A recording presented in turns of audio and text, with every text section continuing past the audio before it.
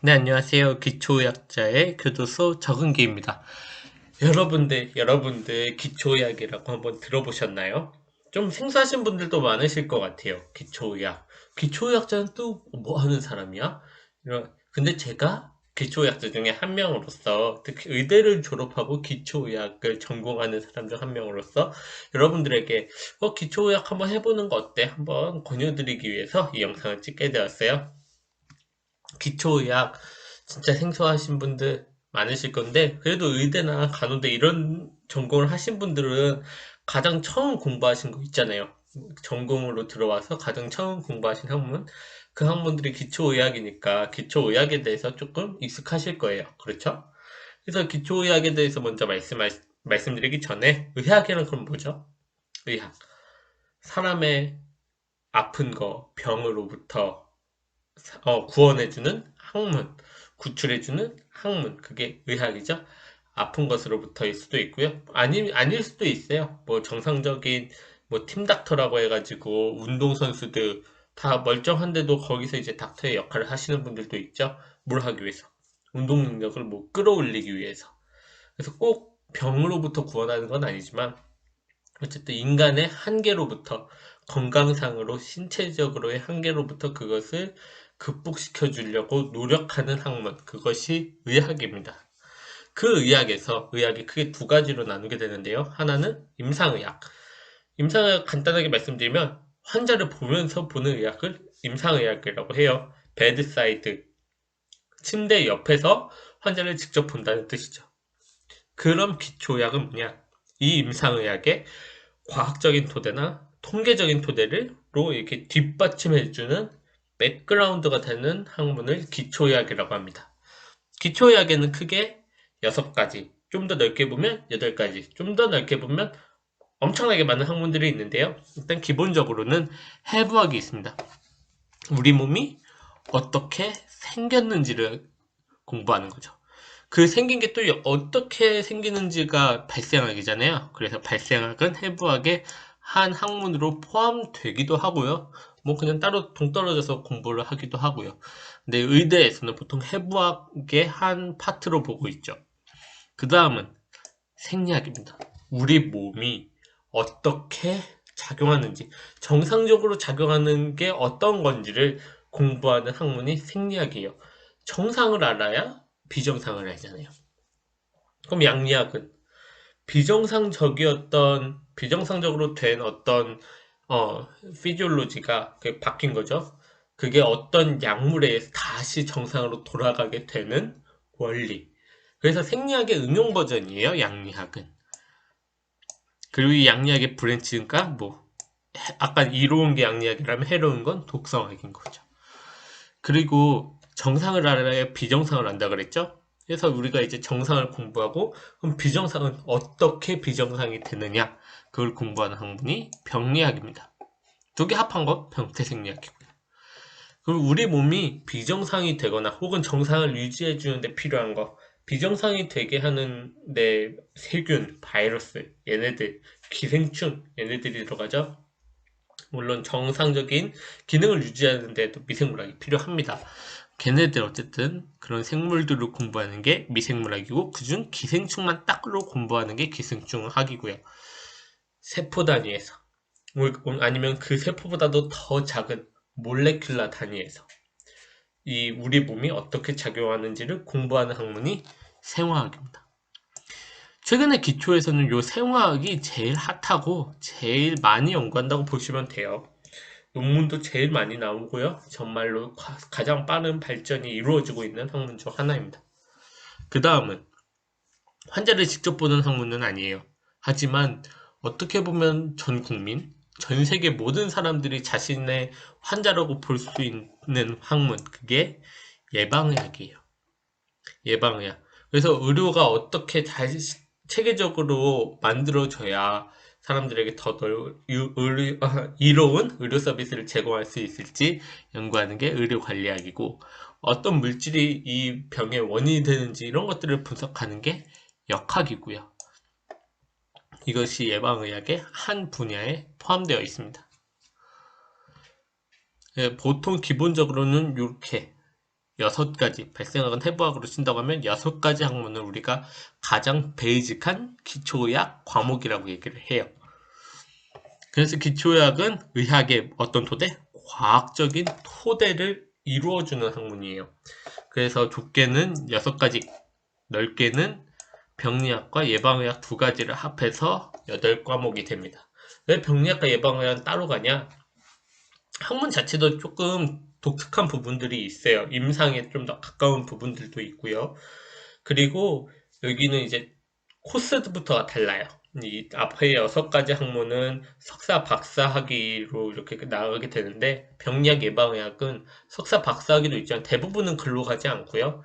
대부분의 사람들은 인턴 레지던트 코스로 가게 됩니다. 인턴 전공의 코스. 그래가지고 전공하는 의사들도 꽤 많습니다. 엄청 많죠. 이 6가지 과목에 비하면은 전공자들이 많습니다.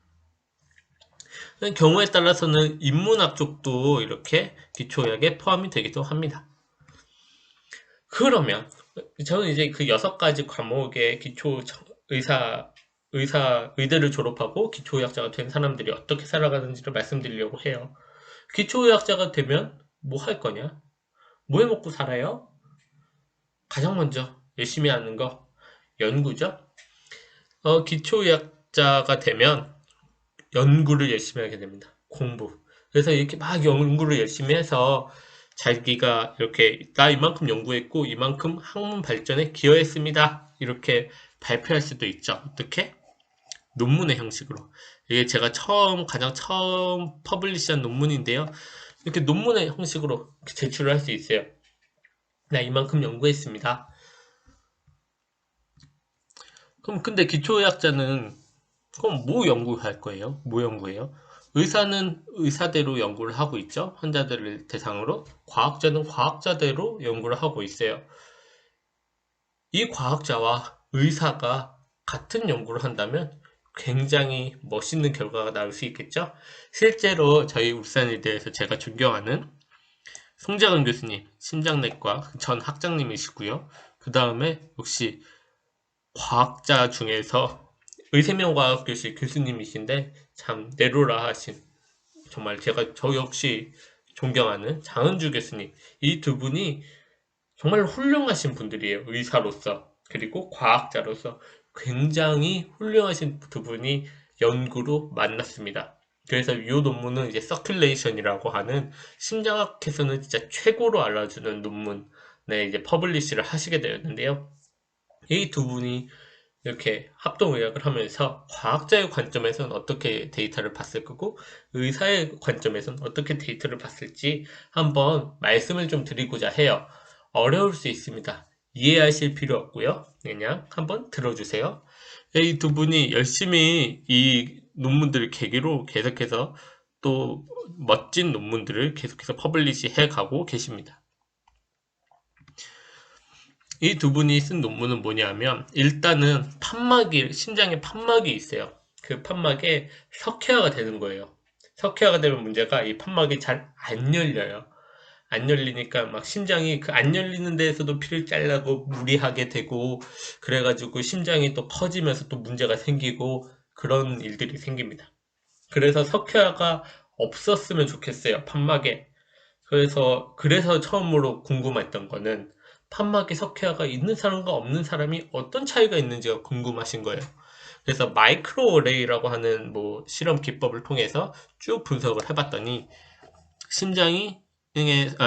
판막에 석회화가 없는 사람과 있는 사람이 DPP4라고 하는 이 물질의 익스프레션의 차이가 많이 나더라.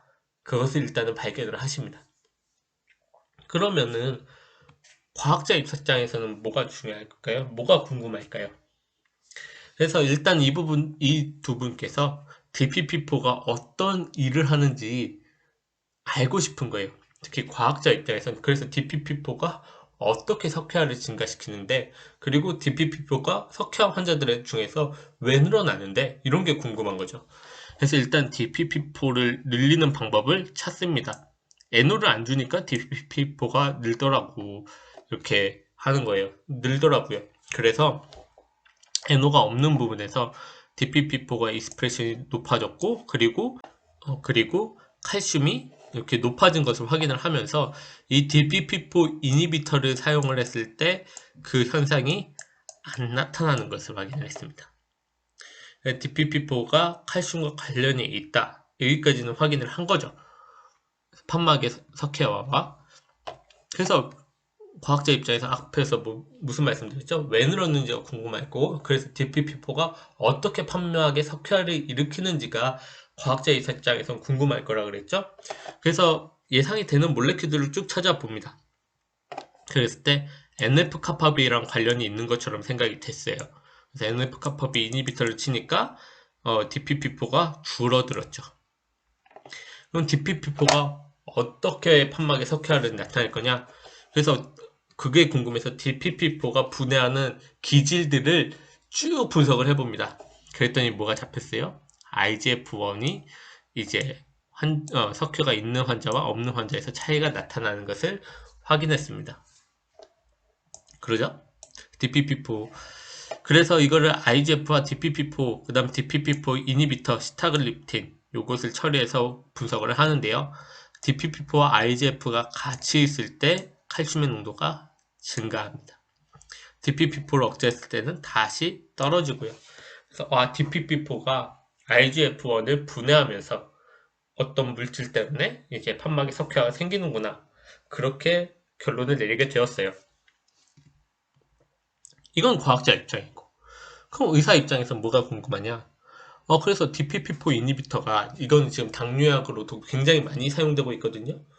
그럼 그 당뇨약으로도 요즘 많이 쓰고 있는데 그게 진짜 판막 석회화 감소하는데 효과가 있어? 그게 궁금한 거예요. 그러니까 과학자 입장에서는 자금 이렇게 미시적인 세계가 궁금하다면 의사 입장에서는 거시적인 세계가 궁금해요. 좀 너무 추상적인가요? 그 과학자는 왜라는 질문을 굉장히 많이 하게 되고요. 의사의 입장에서는 그거 진짜 좋아? 그거 진짜 효과 있어? 이게 궁금해져요. 그래서 토끼를 대상으로 실험을 하게 됩니다. 콜레스테롤과 비타민 B, D2를 많이 먹이면은 판막 석회화가 증가하나 봐요, 토끼에서. 그래서 실제로 증가를 했고, 근데 DPP4 이니비터를 하니까 그게 적게 된 것을 확인을 할 수 있습니다. 이게 데이터가 뭐냐면 판막에 석회가 생기면 이 판막이 잘 안 열려요. 그래서 이게 작으면 작을수록 잘 안 열리는 걸 얘기하는 거고, 이게 크면 클수록 잘 판막이 열리는 걸 얘기를 합니다. 어쨌든 근데 잘 안 열리니까 어떻게 돼요? 나갈 때 이게 용수철 쭉 눌렀다가 딱 놓으면 통 하고 터지듯이 이게 쭉 짜드는데 안 열려요. 그런데 갑자기 어느 순간 탁 열리면 푸앙 나가거든요, 피가. 그것을 본 게 BDE. 똑같은 거예요. 다 BDE가 똑같은 건데, 그, 갑자기 확 열리면서 이 피가 확, 우르르, 확 나가는 그것이 원래는 판막에 석회화가 많을 때 있었는데, 이니비터를 쓰니까, 다시 줄어드네? 그러니까 이게 DPP4랑 관련이 있네? DPP4 이니비터가 효과가 있네? 이렇게 된 거예요. 의사와 과학자가 어떻게 똑같은 연구를 바라보는지, 똑같은 연구를 다른 시선으로 바라보는지 조금 이해가 되시나요? 그래서 이거는 지금 토끼에서 한 거니까 의사 입장에서는 사람에게도 효과 있냐? 사람에게도 효과 있냐? 이게 궁금해져요. 그래서 이렇게 사람에게도 한번 실험을 해봅니다. 유저 말 그대로 사람에게. 여기에서는 그러니까 과학자였던 장은주 교수님은 이 연구에 참여하지 않으셨어요. 그래서 보니까 심장에 잘 이렇게 녹아드는 그런 DPP4 이니비터가 2개가 있었고 아닌 DPP4 이니비터가 3개가 있었는데 그래서 그 2개 진짜 판막 억제 효과 있냐 봤더니 안 쓰는 사람은 뭐 당뇨가 있을 경우겠죠? 당뇨가 있을 경우 판막의 30%에서 석회화가 보이는데 이 DPP4를 사용하니까 7%로 줄어든 거예요. 그래서 사람에게도 진짜 DPP4 이니비터가 효과가 있겠구나. 이걸로 퍼블리시를 하시게 됩니다. 그래서 기초의학자는 2가지 방법의 연구를 할 수 있어요. 기초의학만의 연구. 저희는 보통 저희 교수님은 생리학이랑 해부학이 기초의사가 탁월하게 할 수 있는 영역이라고 생각을 하세요. 생리학, 해부학 이쪽으로 연구를 진행을 할 수도 있고요. 아니면 이 과학자와 의사 중간에서 그 중간의 시선에서 둘을 연결시켜주는 중개의학으로서 중개의학자로서 활약을 할 수 있습니다. 이 중개의학자로서 활약을 한 거 진짜 이게 의대를 졸업하면 똑같은 걸 보는 관점이 많이 달라져요. 그래서 저번에 방금 말씀드린 논문을 교수님들께서 발표하는 걸 들었는데요. 이 기초의학자 교수님들은 그런 질문을 하시는 거예요. DPP4는 사이토플라즈믹이 있고, 셀 안에서 둥둥둥 떠다니는 게 있고, 멤브레인에 박혀있는 폼이 있는데, 어떤 게 작용을 하는 것 같냐? 이런 질문을 하신다면, 의사 입장에서, 저도 그 당시엔 그게 궁금했어요. DPP4 이니비터 지금 많이 쓰고 있는데, 그러면 진짜 판막 석회화의 유병률이 줄어들었어야 되던 거 아닌가? 뭐 이런 것들이 궁금해지거든요. 그 둘 다를 이해할 수 있는 사람, 그게 MD 출신 기초의학자가 되는 거죠. 그래서 기초의학이 중요하다 중요하다 계속 얘기하는데 현실은 그렇게 좋진 않습니다.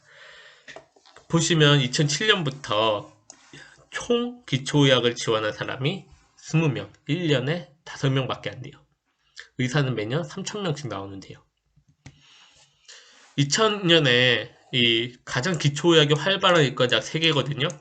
여기에 MD, 조교수, 그러니까 아직 교수가 되기 전에 트레이닝을 받고 있는 사람의 수가 44명이었는데 2014년에는 20명으로 줄어듭니다.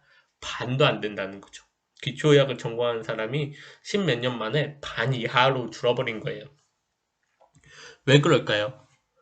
일단 제가 생각했을 때 가장 큰 원인은 의전입니다.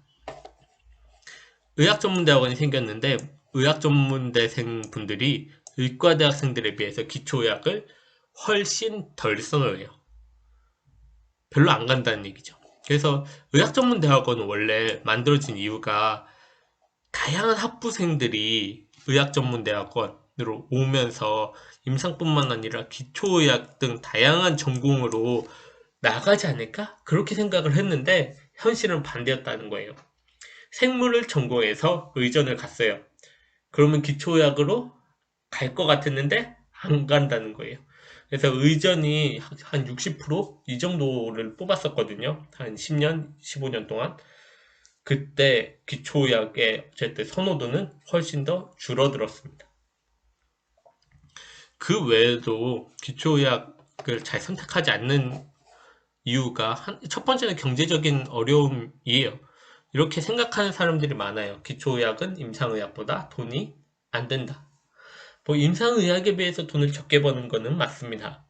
그런데 생각보다 그렇게 많이 적게 벌지는 않아요. 또 저희 학교 이게 신문 기사에도 나왔는데 뭐 기초의학 조교수의 경우 연봉이 약 7,200 정도로 잡힌다고 해요. 30대 중반 후반 요 정도에서 이제 연봉이 7,200 정도 되는 거니까 그 나이대에 비하면 연봉이 그렇게 적은 것도 아니에요. 그리고 보통 진짜 기초의학을 생각했는데 기초의학으로 안 간 사람들은 대부분 경제적인 어려움 때문보다는 계속 평생 공부해야 되고 공부하면서도 연구 성과를 내야 되는 요 부담감이 컸어요.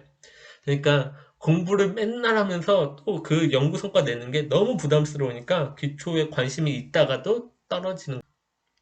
그런데 그래서 이제 기초의학자들이 많이 줄어들었어요.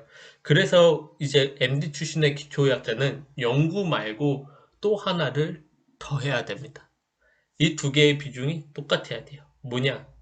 교육이에요. 교육. 일단은 그 전에 이 데이터를 먼저 볼게요. 지금 MD 출신 기초의학자 교수님들이 50대, 55세 이상 비율이 굉장히 높으시죠? 이게 2016년 데이터니까 이분들이 다 한 칸씩 옆으로 가셨을 거예요. 이 얘기는 뭐냐? 10년 뒤면 많은 기초의학 MD 출신 교수님들이 은퇴를 하시게 될 겁니다. 근데 지금 30대, 40대 MD 출신 교수님들 보면 숫자가 많지 않죠? 그래서 기초의학을 전공 여러분들은 높은 확률로 교수가 되실 거예요. 그러면 기초 교수에서는 원래 그냥 교수만 생각을 하면 학문의 발전이 훨씬 더 중요합니다. 그게 메이저 일이에요. 학생 교육은 생각보다는 중요도가 낮을 수 있어요. 하지만 의과대학은 달라요. 의과대학은. 왜? 의과대학은 의사를 키우는 직업학교니까요. 직업학교니까 뭐가 중요해요? 학생들에 대한 교육이 매우 중요해요. 그래서 어떤 교수님은 학생들을 강의하고 교육하는 게 더 중요하다고 생각하시는 교수님이 있고요. 그래도 교수인데 학문의 발전이 더 중요하지 라고 생각하시는 교수님이 계세요. 하지만 제 입장에서 제 생각엔 기초의학을 전공하는 교수, MD 출신 교수라면 이 두 개가 동등해야 된다고 생각을 합니다. 과학의 발전, 학문의 발전, 연구, 이것도 매우 중요해요. 하지만 그것만큼 중요한 게 뭐다? 학생 교육이에요. 그래가지고 여러분들이 의대를 졸업하고 기초의학자가 되면 연구도 열심히 하셔야 되고 강의, 그리고 학생들 교육도 열심히 하셔야 돼요. 근데 기초의학은 그럼 꼭 MD가 필요해요? 아니요. MD가 아니어도 잘하시는 교수님들 굉장히 많습니다. PhD 출신 교수님들 중에서도 강의도 훌륭하시고요. 연구 업적도 탁월하신 교수님들이 굉장히 많이 계세요. 하지만 연구, 의학 연구나 아니면 학생 교육에서 이 딱 길잡이가 되어질 MD가 한 명씩은 필요하다고 저도 여기 기사처럼 생각을 합니다. 과학자와 의사는 시선이 매우 달라요. 똑같은 걸 봐도 보는 시각이 매우 다르니까 연구에서도 그렇고 그리고 학생 교육에서도 의학 교육에서도 특히 이 딱 중심을 잡아줘야 그 MD 출신이 한 명은 필요하다고 저는 생각을 해요. 그래서 기초의학자가 되면 크게 두 가지 연구와 교육을 담당하게 됩니다. 그래서 기초의학자 이런 분들에게 추천합니다. 첫 번째, 뭐 한다 그랬죠? 공부를 열심히 하잖아요. 우리 연구하잖아요. 그래서 공부가 재밌는 사람. 공부가 재밌는 사람, 이거, 그런 사람이 있어? 이렇게 생각하실 수 있어요. 충분히 그게 가능하죠. 근데 생각보다 공부가 재밌는 사람들이 있어요. 저도 그렇고요. 저희 교수님도 그러시고요. 그 다음 두 번째, 남에게 가르치는 것을 좋아하는 사람. 공부도 재밌고 그 공부로 내가 안 것을 남에게 가르치는 것도 좋아한다. 전형적으로 저희 양리학교실 김여운 교수님이 이걸 굉장히 좋아하세요. 밑에다가 이제 유튜브 주소도 남겨드릴 건데 한번 강의도 한번 들어보세요. 강의도 굉장히 잘하시고요. 그리고 진짜 똑똑하시고요. 공부를 너무 즐거워하세요. 저는 그 교수님을 닮아가고 싶고요. 제 롤모델이시죠. 공부가 재밌는 사람, 남에게 가르치는 것을 좋아하는 사람, 이런 분들 한번 기초의학 전공해보는 거 어떠신가요? 관심 있으신 분들은 언제든지 메일 주세요. 감사합니다.